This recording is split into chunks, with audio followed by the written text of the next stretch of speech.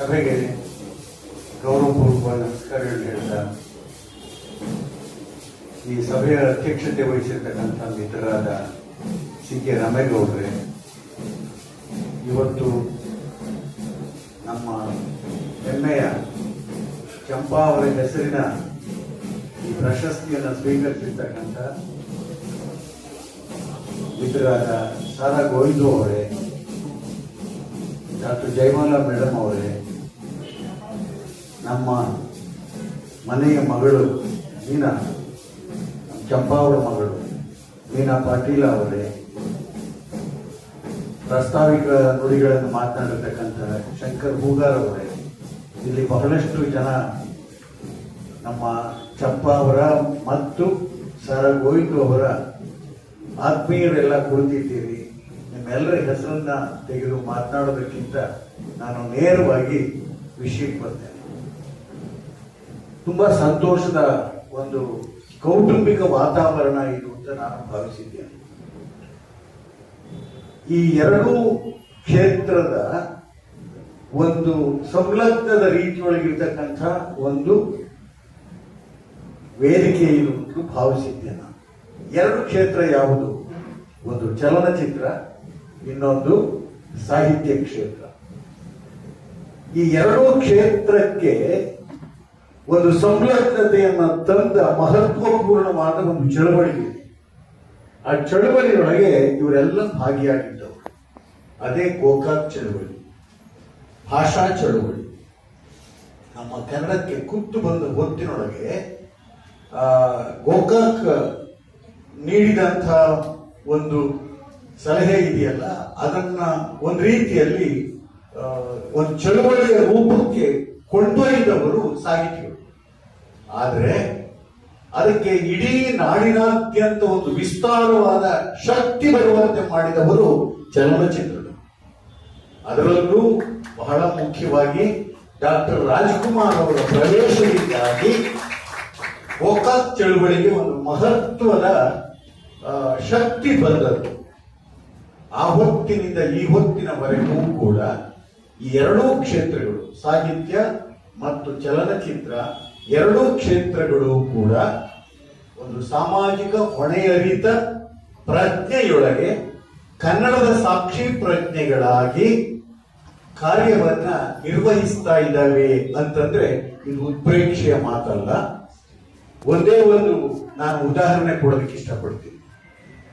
ನಮ್ಮ ಚಲನಚಿತ್ರ ಜಗತ್ತಿನ ಯಾವುದೇ ಮೇರು ನಟರಾಗಿರ್ಲಿ, ಯಾವುದೇ ನಟರಾಗಿರ್ಲಿ, ಪೋಷಕ ನಟರಾಗಿರ್ಲಿ, ನಟಿಯರಾಗಿರ್ಲಿ, ಇವರು ಯಾರೂ ಕೂಡ ಸಾಮಾಜಿಕ ಹೊಣೆಗೇಡಿತನದೊಳಗೆ ಸಾರ್ವಜನಿಕವಾಗಿ ನಡ್ಕೊಂಡಿಲ್ಲ.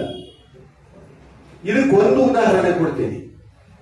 ಇವತ್ತು ಕೋಟ್ಯಾಂತರ ಮಕ್ಕಳು ಕ್ಯಾನ್ಸರ್ಗೆ ಬಲಿಯಾಗ್ತಾ ಇದ್ದಾರೆ, ಯುವಕರು. ಯಾವುದೇ ಕಾರಣದಲ್ಲಿ ಅಂತಂದ್ರೆ ಅದ್ಯಾವುದೋ ಬಾಯಲ್ಲಿ ಹೇಳಿ ಕೇಸರಿ ಅನ್ನೋದು ಇದೆಯಲ್ಲ, ಆ ಕೇಸರಿ ತಿಂದು ಕೋಟ್ಯಾಂತರ ಯುವಕರು ಕ್ಯಾನ್ಸರ್ಗೆ ಬಲಿಯಾಗ್ತಾ ಇದ್ದಾರೆ. ಅದನ್ನ ಜಾಹೀರಾತು ಕೊಡ್ತಾ ಇರೋರು ಯಾರು?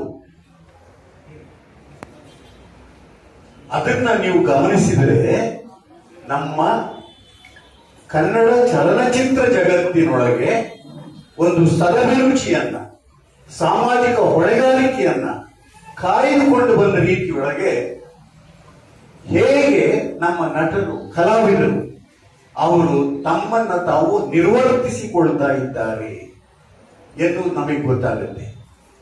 ಆ ದೃಷ್ಟಿಯಿಂದೇನೆ ನಾನು ಈ ವೇದಿಕೆ ಇದೆಯಲ್ಲ, ಈ ವೇದಿಕೆಗೆ ಒಂದು ಮಹತ್ವ ಇದೆ. ಆ ಹೊತ್ತು ಕೂಡಿದಂಥ ಒಂದು ಎರಡರ ಒಂದು ಸಂಲಗ್ನ ಸ್ಥಿತಿಯ ಒಂದು ಸಾಂವಿಧಾನಿಕ ಮಹತ್ವವನ್ನ ಇಟ್ಟುಕೊಂಡ ರೀತಿಯೊಳಗಿನ ಹೆಜ್ಜೆಯ ಪಯಣಗಳಿದಾವಲ್ಲ, ಆ ಪಯಣಗಳಿಗೆ ಒಂದು ಸಾಂಗತ್ಯವನ್ನ ತಂದ ರೀತಿಯೊಳಗೆ ಈ ಹೊತ್ತು ಚಂಪಾ ಅವರ ಹೆಸರಿನೊಳಗೆ ಸಾರಾ ಗೋವಿಂದು ಅವರಿಗೆ ಈ ಪ್ರಶಸ್ತಿಯನ್ನ ಪ್ರದಾನ ಮಾಡ್ತಾ ಇದ್ದೇವೆ. ಅದಕ್ಕೆ ಕಾರಣರಾಗಿರ್ತಕ್ಕಂಥ ನಮ್ಮ ಕರ್ನಾಟಕ ಸ್ವಾಭಿಮಾನಿ ವೇದಿಕೆ ಇದೆಯಲ್ಲ, ಆ ವೇದಿಕೆಯ ಎಲ್ಲ ಬಂಧುಗಳನ್ನು ಕೂಡ ನಾನು ಅಭಿನಂದಿಸ್ತೇನೆ. ಅದೇ ಸಂದರ್ಭದೊಳಗೆ ನಿಮ್ಮೆಲ್ಲರ ಪರವಾಗಿ, ನಾಡಿನ ಜನತೆಯ ಪರವಾಗಿ ಈ ಒಂದು ಪ್ರಶಸ್ತಿಗೆ ಭಾಜನರಾಗಿರ್ತಕ್ಕಂಥ ಸಾರಾ ಗೋವಿಂದು ಅವರನ್ನ ನಾನು ಒಂದು ರೀತಿಯಲ್ಲಿ ಅಭಿನಂದಿಸುತ್ತೇನೆ. ನಿಮ್ಮೆಲ್ಲರ ಪರವಾಗಿ ತುಂಬ ಪ್ರೀತಿಯಿಂದ, ಗೌರವದಿಂದ, ಆತ್ಮೀಯತೆಯಿಂದ ನಾನು ಅವರಿಗೆ ಅಭಿನಂದಿಸ್ತೇನೆ. ಇವರಿಬ್ಬರಿಗೂ ಕೂಡ ಸಮಾನವಾದ ಕೆಲವು ಅಂಶಗಳಿದ್ದಾವೆ. ಚಂಪಾ ಅವರಿಗೆ ಮತ್ತೆ ಸಾರಾ ಗೋವಿಂದು ಅವರಿಗೆ. ಇಬ್ರು ಹೋರಾಟಗಾರರು. ಚಂಪಾ ನಮ್ಮ ಕನ್ನಡ ಸಾಹಿತ್ಯ ಜಗತ್ತಿನೊಳಗೆ ಒಂದು ಉರಿಯುವ ಹೆಸರು. ಸದಾ ಕಾಲವೂ ಕೂಡ ಒಂದು ರೀತಿಯಲ್ಲಿ ಉರಿಯುವ ಪ್ರಜ್ಞೆ ಅದು. ಆ ಉರಿಯುವ ಅಂತನ್ನುವ ಹೊತ್ತಿನೊಳಗೆ ನೀವು ಗಮನಿಸಬೇಕಾಗಿರುವಂಥದ್ದು, ಕನ್ನಡಕ್ಕೆ ಯಾವತ್ತೂ ಕುತ್ತು ಎಲ್ಲಿಯ ಮೂಲೆಯಲ್ಲಿ ಬಂದರೂ ಕೂಡ ಅದಕ್ಕೆ ಮೊದಲು ದನಿಯೆತ್ತುತ್ತಾ ಇದ್ದವರು ಚಂಪಾ. ಅದನ್ನ ನೀವು ಗಮನಿಸಬೇಕು. ಹಾಗೇನೇನೆ ರಾಜ್ಕುಮಾರ್ ಅಭಿಮಾನಿ ಸಂಘವನ್ನ ಕಟ್ಟಿಕೊಂಡ ನಂತರದೊಳಗೆ ಕೇವಲ ಚಲನಚಿತ್ರಕ್ಕಲ್ಲ, ಇಡೀ ಕನ್ನಡಕ್ಕೆ, ಕನ್ನಡ, ಕನ್ನಡಿಗ, ಕರ್ನಾಟಕ ಎನ್ನುವ ಆಶಯದ ಪ್ರಜ್ಞೆಗಳಿಗೆ, ಆಶಯಗಳಿಗೆ ಯಾವುದೇ ಧಕ್ಕೆ ಬಂದಾಗಲೂ ಕೂಡ ಸಾರಾ ಗೋವಿಂದು ಅವರು ಪ್ರಾಸ್ತಾವಿಕವಾಗಿ ಮಾತನಾಡ್ತಾ ಹೇಳಿದ್ರಲ್ಲ, ಒಂದು ಕೂಗು ಹಾಕಿದ್ರೆ ಸಾಕು, ಎಲ್ಲ ಕಡೆಗೂ ಕೂಡ ಅದಕ್ಕೆ ಪ್ರತಿಧ್ವನಿ ಬರುವ ರೀತಿಯೊಳಗಿನ ಒಂದು ಶಕ್ತಿ ಇದೆ ಅಂತನ್ನೋದನ್ನು ಹೇಳಿದ್ರು.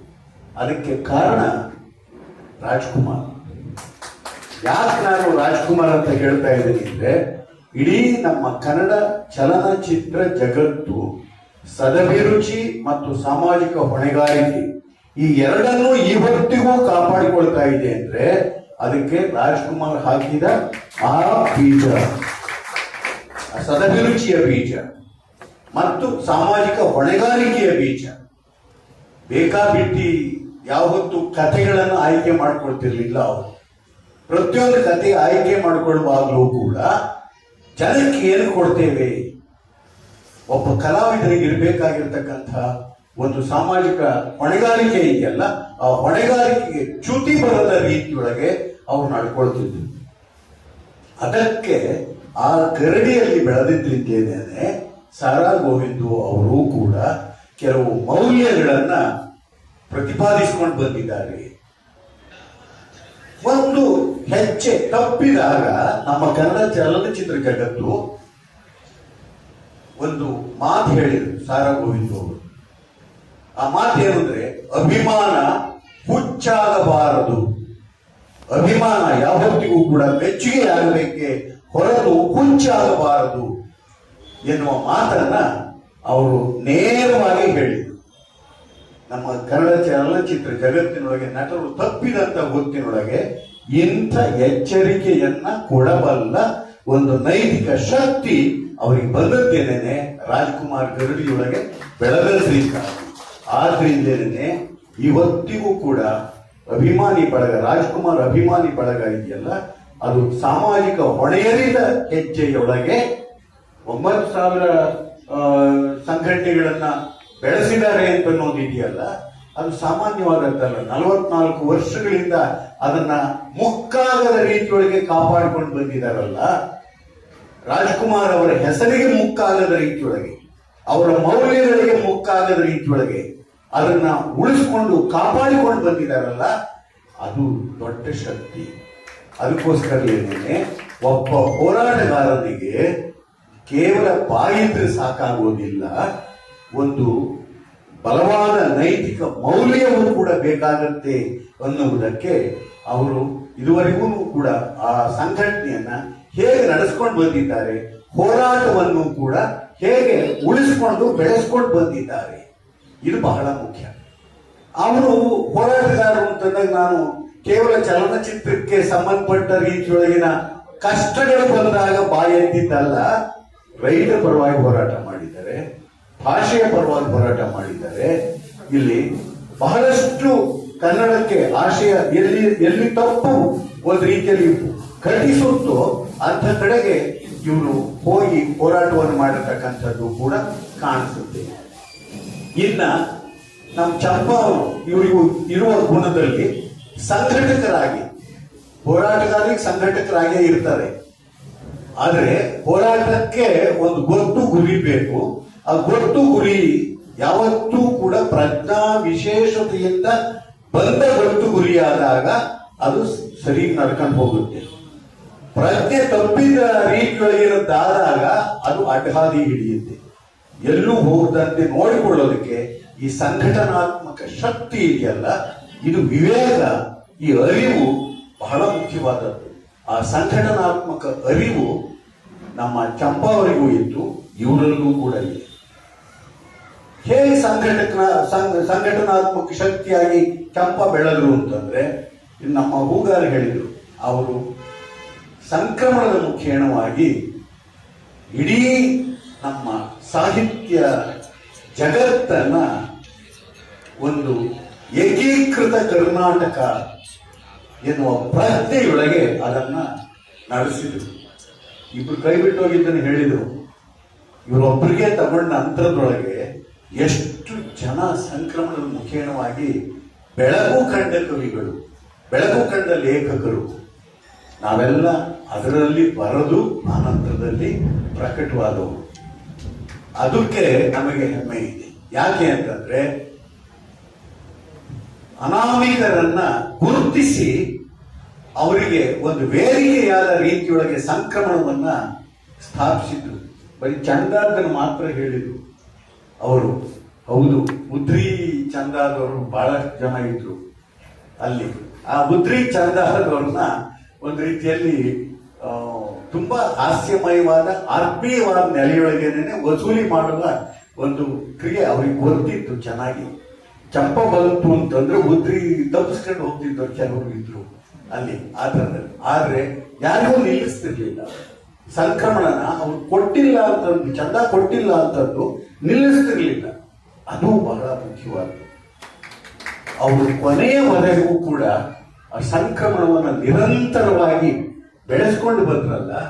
ನಾನು ಸಂಕ್ರಮಣದ ಲೇಖಕ, ಸಂಕ್ರಮಣದ ಕವಿ, ಸಂಕ್ರಮಣದ ಬರಹಗಾರ ಎನ್ನುವ ಹೆಮ್ಮೆಯನ್ನ ಎಲ್ಲರ ಎದೆಯೊಳಗೆ, ಕನ್ನಡಿಗರ ಎದೆಯೊಳಗೆ ಬಿತ್ತಿರಲ್ಲ. ಅದು ಕೇವಲ ಧಾರವಾಡಕ್ಕೆ ಸೀಮಿತವಾದದ್ದಾಗಿರಲಿಲ್ಲ, ಉತ್ತರ ಕರ್ನಾಟಕಕ್ಕೆ ಸೀಮಿತವಾಗಿರಲಿಲ್ಲ, ಕೇವಲ ಕರ್ನಾಟಕಕ್ಕೆ ಸೀಮಿತವಾಗಿದ್ದಾಗಿರಲಿಲ್ಲ. ವಿಶ್ವಾತ್ಮಕವಾಗಿ ಎಲ್ಲೆಲ್ಲಿ ಕನ್ನಡಿಗರಿದ್ದಾರೋ, ಬರೀತಾ ಇದ್ರು, ಅವರೆಲ್ಲರೂ ಕೂಡ ಚಂಪಾಗೆ ತೋರಿಸ್ತಿದ್ರು. ಅವರ ಕವನ ಇಲ್ಲಿ ಸಂಕ್ರಮಣದಲ್ಲಿ ಪ್ರಕಟವಾಯಿತು ಅಂತ ನಾವು ನೋಡ್ತಾ ಇದ್ವಿ. ಅವರು ಅಮೆರಿಕಾದಲ್ಲಿ ಇದ್ದವರು ಇರಬಹುದು, UK ನಲ್ಲಿದ್ದವರು ಇರಬಹುದು. ಆ ಥರದೊಳಗೆ ಇದು ಒಂದು ಕನ್ನಡ ಪ್ರಜ್ಞೆಯನ್ನ ಸಂಘಟಿಸುವ ಶಕ್ತಿಯಾಗಿ ಸಂಕ್ರಮಣವನ್ನ ಹೇಗೆ ಬಳಸ್ಕೊಂಡ್ರು ಅಂತನ್ನೋದಕ್ಕೆ ನನಗೆ ಕಾಣಿಸ್ತಾ ಇರ್ತಕ್ಕಂಥ. ಹಾಗೇನೇನೆ ಸಂಘಟಕರಾಗಿ ಕೇವಲ ಬೆಂಗಳೂರು ಕೇಂದ್ರಿತವಾದ ರಾಜ್ಕುಮಾರ್ ಅಭಿಮಾನಿ ಸಂಘವನ್ನ ಕಟ್ಟಲಿಲ್ಲ ಗೋವಿಂದು ಅವರು.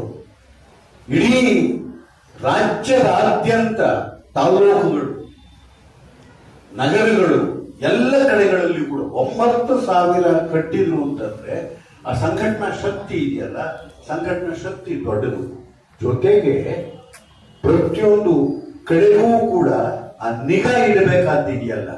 ಯಾವುದೇ ಸಂಘ ಒಂದು ಕೆಟ್ಟ ಆಚರಣೆಯನ್ನು ಮಾಡಿ, ಕೆಟ್ಟ ಹೆಜ್ಜೆಯನ್ನ ಇಟ್ಟು ರಾಜ್ಕುಮಾರ್ ಎಲ್ಲಿ ಕೆಟ್ಟ ಹೆಸರು ತರುತ್ತು ಎನ್ನುವ ಕಟ್ಟೆಚ್ಚರದೊಳಗೆ 9,000 ಸಂಘಟನೆಗಳನ್ನು ಕೂಡ ನೋಡಿಕೊಂಡಿರ್ತಕ್ಕಂಥ ಒಂದು ಎಚ್ಚರ ಪ್ರಜ್ಞೆಯ ಸಂಘಟನಾಕಾರರಾಗಿದ್ದವರು ನಮ್ಮ ಸಾರಾಗೋವಿಂದರು. ಆದ್ರಿಂದ ನನಗೆ ಇಬ್ಬರಲ್ಲಿಯೂ ಕೂಡ ಒಂದು ಸಾಮ್ಯ ಕಾಣಿಸ್ತಾ ಇರ್ತಕ್ಕಂಥದ್ದು. ಜೊತೆಗೆ ಸೃಜನಶೀಲತೆ ನಮ್ಮ ಚಂಪಾ ಅವರು ಕವಿಯಾಗಿ, ನಾಟಕಕಾರರಾಗಿ, ಅಂಕಣ ಬರಹಗಾರರಾಗಿ, ಜೊತೆಗೆ ಯಾವುದೇ ಘಟನೆ ಸಂಭವಿಸಿದರೆ ಅದಕ್ಕೆ ತಕ್ಷಣದಲ್ಲಿ ಪ್ರತಿಕ್ರಿಯೆ ಕೊಡುವ ರೀತಿಯೊಳಗಿನ ಪ್ರತಿಕ್ರಿಯಾತ್ಮಕ ಬರಹಗಳ ಮುಖೇನವಾಗಿ ಬಹಳ ಕೊನೆಯವರೆಗೂ ಕೂಡ ಹೆಚ್ಚು ಎಚ್ಚರದಲ್ಲಿದ್ದವು. ಸೃಜನಶೀಲತೆಯೊಳಗೆ ತುಂಬಾ ಎಚ್ಚರದಲ್ಲಿದ್ದು, ವಯಸ್ಸಾದ್ಮೇಲೆ ಕೆಲವರು ಮರವಿಗೆ ಹೋದಂತೆ ಕಳ್ಕೊಂಡ್ಬಿಡ್ತಾರೆ, ಆ ಮೊನಚು ಕಳ್ಕೊಳ್ತಾರೆ. ಚಂಪಾ ಯಾವತ್ತಿಗೂ ಕೂಡ ಮೊನಚು ಕಳೆದುಕೊಳ್ಳಲಿಲ್ಲ. ಅವರ ಬರಹದಲ್ಲಿಯೂ ಕೂಡ ಕಾಂಪ್ರಮೈಸ್ ಆಗಲಿಲ್ಲ. ಹಾಗೇನೇನೆ ಇವರು ಸೇರಿದ ಕ್ಷೇತ್ರ ಯಾವುದು? ಸಂಘಟನಾತ್ಮಕ ಸೃಜನಶೀಲಿ. ಚಲನಚಿತ್ರ ಅಂತಂದ್ರೆ ಯಾರೋ ಒಬ್ಬ ನಟ ಒಬ್ಬ ನಟಿ ಅಲ್ಲ, ಒಬ್ಬ ಕ್ಯಾಮರಾಮನ್ ನಿಂದ ಹಿಡಿದು ಒಬ್ಬ ಲೈಟ್ ಬಾಯ್ನಿಂದ ಹಿಡಿದು ಎಲ್ಲರೂ ಕೂಡ ಸಹಕರಿಸಿ ಮಾಡಿದಾಗ ಮಾತ್ರ ಒಂದು ಚಿತ್ರ ಸೃಜನಾತ್ಮಕವಾಗಿ ಮೂಡಿ ಬರುವುದಕ್ಕೆ ಸಾಧ್ಯವಾಗುತ್ತೆ. ಸಂಕಲನಕಾರನನ್ನು ಒಳಗೊಂಡಂತೆ, ಹಾಗೆಯೇ ನಿರ್ಮಾಪಕರನ್ನು ಒಳಗೊಂಡಂತೆ. ಯಾವುದೋ ಕೆಟ್ಟ ಕಥೆ ತಗೊಂಡು ನಿರ್ಮಾಪಕರು ಮಾಡಿದ್ರೆ ಏನ್ ಮೆಸೇಜ್ ಕೊಡ್ತಾರೆ? ಸಾರಾ ಗೋವಿಂದು ಅವರು ಒಬ್ಬ ನಿರ್ಮಾಪಕರಾಗಿ ಅವರು ಮಾಡಿರ್ತಕ್ಕಂಥ ಎಲ್ಲ ಚಿತ್ರಗಳನ್ನ ನೋಡ್ಕೊಂಡು ಬನ್ನಿ. 19ಕ್ಕೂ ಹೆಚ್ಚು ಚಿತ್ರಗಳನ್ನ ಮಾಡಿದ್ದಾರೆ. ಆ ಎಲ್ಲ ಚಿತ್ರಗಳನ್ನ ನೋಡ್ಕೊಂಡು ಬನ್ನಿ. ರಾಜ್ಕುಮಾರ್ ಅವರ ಅಭಿರುಚಿಗೆ ವಿರುದ್ಧವಾದ ಒಂದು ಕಥೆಯನ್ನು ಒಳಗೊಂಡಿಲ್ಲ. ಅದನ್ನು ನಾವು ಗಮನಿಸಬಹುದಾಗಿದೆ. ಆ ದೃಷ್ಟಿಯಿಂದ ನನಗೆ ಆ ಗರಡಿಯಲ್ಲಿ ಬೆಳೆದಿದ್ದಾರೆ ಅಂತನ್ನೋದೇನೆ ಅವರ ವ್ಯಕ್ತಿತ್ವದ ನಿರ್ಮಾಣಕ್ಕೆ ಕಾರಣ.